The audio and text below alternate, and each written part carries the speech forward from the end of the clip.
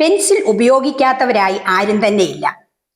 AD 1860 ഇംഗ്ലണ്ടിലാണ് pencil നിർമ്മാണത്തിന് ആവശ്യമായ graphite കണ്ടുപിടിച്ചത്. എന്നാൽ വ്യവസായിക അടിസ്ഥാനത്തിൽ പെൻസിൽ നിർമ്മിച്ചത് ജർമ്മനിയിലാണ്.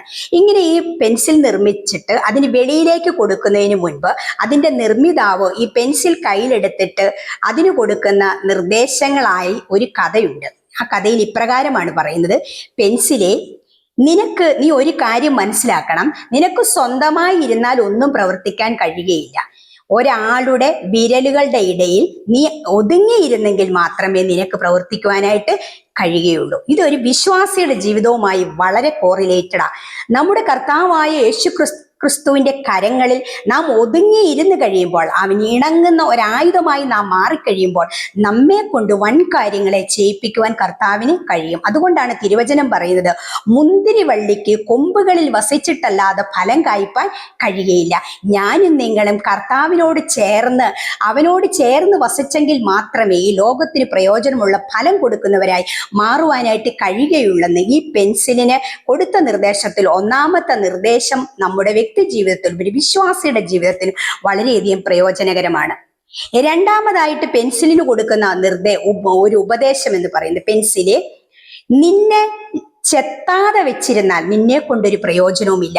നിന്നെ ചെത്തുവാൻ നീ അനുവദിക്കണം. ചെത്തുമ്പോൾ നിനക്ക് വേദനയുണ്ടാകും, മുറിവുണ്ടാകും. അതെല്ലാം നീ സഹിക്കുവാനുള്ളൊരു മനസ്സ് നിനക്കുണ്ടാവണം. ഞാനും നിങ്ങളുമാകുന്ന വിശ്വാസികൾ ഈ ലോകത്തിലൂടെ നാം സഞ്ചരിക്കുമ്പോൾ നമുക്ക് ധാരാളം ചെത്തുകൾ നമ്മുടെ ശരീരത്തിൽ ഉണ്ടാകുന്നുണ്ട്. പക്ഷെങ്കിൽ രോഗമായിരിക്കാം, നിന്ദയായിരിക്കാം, ശത്രുപീഡയായിരിക്കാം, മനക്ലേശങ്ങളായിരിക്കാം, സാമ്പത്തിക ബാധ്യതകളായിരിക്കാം. എത്ര തന്നെ പ്രതിസന്ധി എന്റെയും നിങ്ങളുടെയും ജീവിതത്തിൽ ആഞ്ഞടിക്കുമ്പോൾ, പ്രിയ വിശ്വാസിയെ, നാം ഒന്നോർക്കുക, ചെത്തപ്പെട്ടില്ല എങ്കിൽ നമ്മുടെ ജീവിതം മറ്റുള്ളവർക്ക് പ്രയോജനമുള്ളതാകുകയില്ല. ചെത്തുമ്പോൾ അധികം ഫലം കായ്ക്കേണ്ടതിനാണ് അവൻ ചെത്തി നമ്മെ വെടിപ്പാക്കുന്നത്. അങ്ങനെ ചെത്തി വെടിപ്പാക്കപ്പെട്ടവർ വീണ്ടും കർത്താവിന് വേണ്ടി അനവധിയാകുന്ന ഫലങ്ങളെ കായ്ക്കുവാൻ ദൈവം അവനെ എടുത്തുപയോഗിക്കും. ഞാൻ ഒരു ആക്സിഡന്റ് വന്നു, എൻ്റെ കാലൊടിഞ്ഞു. അങ്ങനെ കിടന്ന സമയത്താണ് ഞാൻ ഏറ്റവും കൂടുതൽ വിശുദ്ധ തിരുവചനം പഠിക്കുവാനും വായിക്കുവാനും ഒക്കെ ഞാൻ സമയം കണ്ടെത്തിയത്.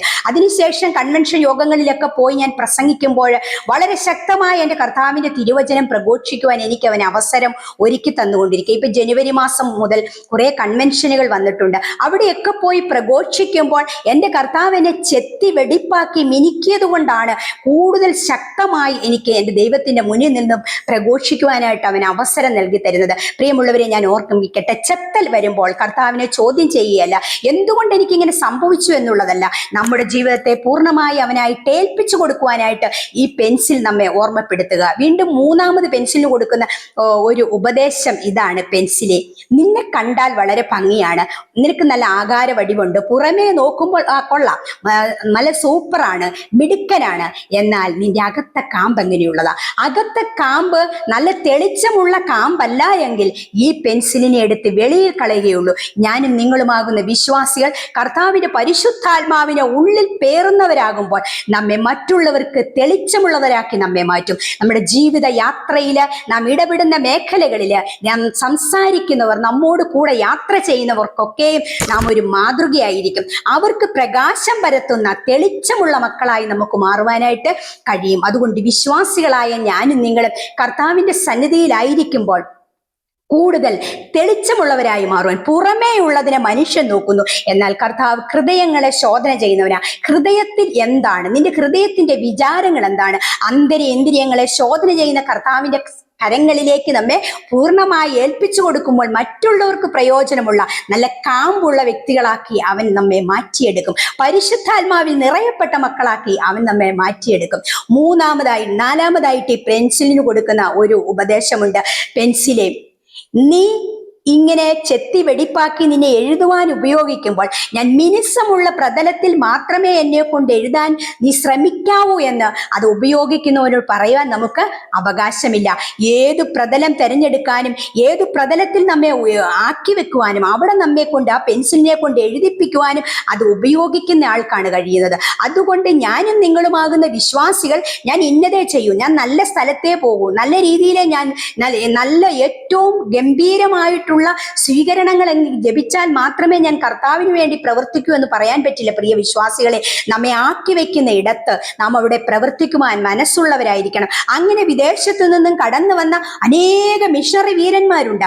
അവരൊക്കെ നമുക്ക് വേണ്ടി പ്രവർത്തിച്ചതുകൊണ്ടാണ് ഞാനും നിങ്ങളും ഇന്ന് ഈ സന്തോഷം അനുഭവിക്കുന്നത്, ക്രിസ്തുവിന്റെ സന്തോഷം അനുഭവിക്കുന്നത്. നമ്മെ ആക്കി വെക്കുന്ന ഇടത്തൊക്കെയും പ്രതിഫലേച്ഛ കൂടാതെ കടന്നു പോകുന്ന അനേക സുവിശേഷകരെ നമുക്ക് കാണാം. എൻ്റെ വിശ്വാസ ജീവിതത്തിൽ 30 വർഷമായി സഭാ ചാർജിലായിരിക്കുന്നത്. അന്നു മുതൽ അழைക്കുന്ന ഇടത്തൊക്കെയും ധാരാളം നിന്ദയും പരിഹാസവും ഒക്കെ ഞങ്ങൾ അനുഭവിച്ചിട്ടുണ്ട്. എന്നാൽ അതിൻ്റെയൊക്കെയും മധ്യത്തിൽ എൻ്റെ കർത്താവിനെ ഉയർത്തിക്കാണ്ടുവാൻ പറയുമല്ലോ, വിളിച്ച ദൈവം വിശ്വസ്തനാണ്, അവൻ വാക്കുമാറാത്ത നല്ല സഖിയായി നമ്മോട് കൂടെ ഇരിക്കുന്നവനാ. പ്രിയരെ, അതുകൊണ്ട് നമ്മെ ആക്കി വെക്കുന്ന എവിടെയാണോ അവിടെ നമുക്ക് പ്രവർത്തിക്കാൻ കഴിയും. ഗ്രഹാം സ്റ്റെയിനിനെയൊക്കെ നമ്മൾ കണ്ടിട്ടുള്ള, നമ്മൾ മനസ്സിലാക്കിയതാണ്. എത്ര ത്യാഗോജലമായ പ്രവർത്തനം ചെയ്തു. അവസാനം ലഭിച്ചത് എന്താണ്? ഒരു വണ്ടിക്കകത്ത് പ്രിയ ഗ്രഹാം സ്റ്റെയിനെയും അദ്ദേഹത്തിന്റെ മക്കളെയും ചുട്ടുകരിച്ചു കൊല്ലുന്ന അവസ്ഥയാണ് ഉണ്ടായത്. എന്നാൽ ഗ്ലാഡിസ്, പ്രിയപ്പെട്ട വൈഫ്, പറയാണ് അവരോട് ക്ഷമിച്ചു എന്ന് പറയും. ഇതാണ് ഒരു ക്രിസ്ത്യ വിശ്വാസിയുടെ ദൗത്യം എന്ന് പറയുന്നത്. കർത്താവിന് വേണ്ടി അടരാടുക, കർത്താവിന് വേണ്ടി സേവന സന്നദ്ധരായി നിൽക്കുവാനായിട്ട് നമ്മെ ഓർമ്മിപ്പിക്കുക. ഈ പെൻസിലിലൂടെ ഞാൻ നിങ്ങളോട് പറയുവാൻ ആഗ്രഹം, ഞാനും നിങ്ങൾ ഓരോ പെൻസിലുകളാ. വീണ്ടും പെൻസിലിന് കൊടുക്കുന്ന 5ാമത്തെ ഉപദേശം എന്ന് പറയുന്നത്, പെൻസില്, നിന്നെ ഞാൻ രൂപപ്പെടുത്തിയെടുത്തപ്പോൾ നിനക്ക് ഞാനൊരു റബ്ബർ ഫിറ്റ് ചെയ്തിട്ടുണ്ട്. ഈ റബ്ബർ എന്തിനാണെന്നറിയാമോ? നീ എഴുതുന്നതും നീ വരയ്ക്കുന്നതും ഒക്കെ തെറ്റുകൾ സംഭവിക്കാം. എന്നാൽ ഈ തെറ്റുകളെ തിരുത്തുവാനായിട്ട് ഈ റബ്ബർ നീ ഉപയോഗിക്കും. ഈ എറൈസർ നീ ഉപയോഗിച്ചേ മതിയാകൂ. ഞാനും നിങ്ങളുമാകുന്ന വിശ്വാസികളുടെ ഈ ലോകത്തിലൂടെ സഞ്ചരിക്കുമ്പോൾ അനവധിയാകുന്ന തെറ്റുകൾ നമ്മുടെ ജീവിതത്തിൽ കടന്നു വരാം. എന്നാൽ ഈ തെറ്റുകളെ പരിഹരിച്ചുകൊണ്ട് മുന്നേറുന്നവനാ ജീവിതത്തിൽ വിജയം വരിക്കുന്നത്. അവനാണ് കർത്താവിനോട് ഏറ്റവും അടുത്ത് നിൽക്കുന്നത്. നമ്മൾ അമ്മയുടെ ഉദരത്തിൽ ഉരുവാകുമ്പോൾ തന്നെ പാപത്തിൽ എൻ്റെ അമ്മ എന്നെ ഗർഭം ധരിച്ചു എന്ന തിരുവചനം നമ്മെ ഓർമ്മപ്പെടുത്തും. അതുകൊണ്ട് ഞാനും നിങ്ങളൊക്കെ പാപികളാ. വിശ്വാസികൾ എന്ന് പറയുമ്പോഴും ദൈനംദിന ജീവിതത്തിൽ നാം പാപം ചെയ്തുകൊണ്ടായിരിക്കുന്നത്. ഈ പാപ പ്രവൃത്തികളെ കർത്താവിന്റെ സന്നിധിയിൽ ഏറ്റുപറഞ്ഞുകൊണ്ട് നാം നിർമ്മലരായി തീരുവാനായിട്ട് നമ്മെ ആഹ്വാനം ചെയ്യുക. തെറ്റുകൾ തിരുത്തുവാൻ ഒരു മനസ്സ് നമുക്ക് ഉണ്ടായിരിക്കണം. ഞാൻ പൂർണ്ണനാണെന്നും എനിക്കൊരു കുറവില്ല എന്നും പറയുന്ന ഒരു വിശ്വാസിയെ ഒരിക്കലും ദൈവം ആഗ്രഹിക്കുന്നില്ല. കുറവുകൾ പരിഹരിച്ചുകൊണ്ട്, നിന്ന സഹിച്ചുകൊണ്ട്, തെറ്റുകൾ തിരുത്തപ്പെട്ടുകൊണ്ട് ജീവിക്കുവാനായിട്ടാണ് നമ്മെ കുറിച്ച് ദൈവം ആഗ്രഹിക്കുന്നത്. പ്രിയമുള്ളവരെ, ഇത് ക്രിസ്മസിന്റെ കാലയളവാണല്ലോ. സ്വർഗത്തിന്റെ മകുടമായിരുന്നവൻ ആ മകുടം വെടിഞ്ഞുകൊണ്ട് ഭൂമിയിലേക്ക് എനിക്കും നിങ്ങൾക്കും വേണ്ടി ജനിച്ചതാണ് ക്രിസ്മസ് എന്ന് പറയുന്നത്. നമ്മുടെ മാനവരാശിയുടെ പാപങ്ങളെ പരിഹരിക്കുവാനായിട്ട് നമുക്ക് വേണ്ടി അവൻ ഈ ലോകത്തിലേക്ക് ജനിച്ചുവെങ്കിൽ, പ്രിയമുള്ളവരെ, നമ്മുടെ തെറ്റുകളും കുറ്റങ്ങളും ഒക്കെ കർത്താവിന്റെ സന്നിധിയിൽ ഏറ്റുപറഞ്ഞുകൊണ്ട് മറ്റുള്ളവരെ സ്നേഹിക്കുവാൻ, ഹൃദയ വിശാലതയുള്ളവരായി സമശിഷ്ടങ്ങളെ നമുക്ക് സ്നേഹിക്കുവാനും അവരെ കരുതുവാനുമുള്ളൊരു നല്ല മനസ്സ് നമുക്കുണ്ടായിരിക്കണം. ആ മനസ്സിന് ഉടമകളായിരിക്കണം. ക്ഷമിക്കുന്ന മനസ്ഥിതി നമുക്കുണ്ടായിരിക്കണം. കരുതലിന്റെ, ചേർത്ത് നിർത്തുന്നതിന്റെ, വിനയത്തിന്റെ ഒക്കെയും ഒരു മനസ്സ് നമുക്ക് ഉണ്ടാവണം. തിരുത്തപ്പെടേണ്ടതിന്റെ മനസ്സ് നമുക്കുണ്ടായിരിക്കണം. വിനയപ്പെടുവാൻ നമുക്ക് കഴിയണം. നമ്മെ സമ്പൂർണ്ണമായി ഏൽപ്പിച്ചു കൊടുക്കുവാൻ നമുക്ക് കഴിയണം. അങ്ങനെയാകുന്ന ഒരു വിശ്വാസിയാണ് കർത്താവ് ആഗ്രഹിക്കുന്നത്. അതുകൊണ്ട് ഈ പെൻസിൽ എപ്പോൾ കയ്യിലെടുത്താലും ഓർക്കണം, ഞാനും നിങ്ങളുമാകുന്ന വിശ്വാസികൾ ഈ പെൻസിലിന് തുല്യരാണ്. ഈ മാറ്റങ്ങളൊക്കെയും നമ്മുടെ ജീവിതത്തിൽ നടത്തേണ്ടതാണ്. അതുകൊണ്ട് ഈ ക്രിസ്മസ് കാലം ഒരു തിരുത്തലിന്റെ കാലമായി മാറട്ടെ. എന്തെങ്കിലും വിട്ടുകളയേണ്ടെങ്കിൽ വിട്ടുകളയേണ്ട കാലമായി മാറട്ടെ. തിരുത്തപ്പെട്ടവരായി, മറ്റുള്ളവരെ സ്നേഹിക്കുന്നവരായി, കരുതുന്നവരായി, കൂടുതൽ കർത്താവിനോട് അടുത്ത് വസിക്കുന്നവരായി, കർത്താവിന്റെ കരങ്ങളിൽ താണിരിക്കുന്നവരായിരിക്കുവാൻ എല്ലാവരെയും ആഹ്വാനം ചെയ്തുകൊണ്ട് കർത്താവിന്റെ പരിശുദ്ധാത്മാവ് നമ്മെ അതിലേക്ക് നയിക്കട്ടെ എന്ന് പ്രാർത്ഥിച്ചുകൊണ്ട് നിർത്തുന്നു. ആമേൻ.